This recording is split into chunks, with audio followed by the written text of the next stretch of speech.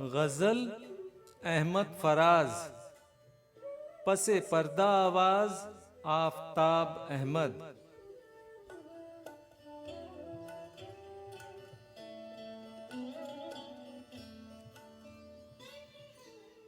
ऐसे चुप हैं कि ये मंजिल भी कड़ी हो जैसे, तेरा मिलना भी जुदाई की घड़ी हो जैसे।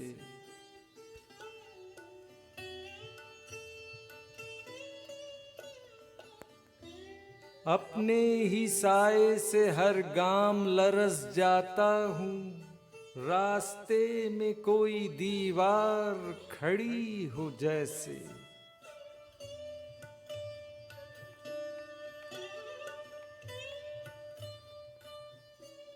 कितने नादां हैं तेरे भूलने वाले कि तुझे याद करने के लिए उम्र पड़ी हो जैसे।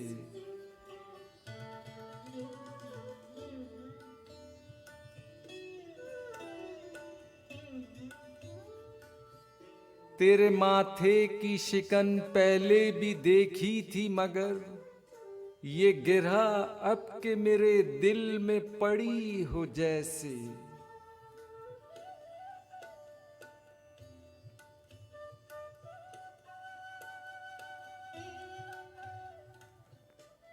मंजिलें दूर भी हैं, मंजिलें नजदीक भी हैं, अपने ही पाँव में जंजीर पड़ी हो जैसे।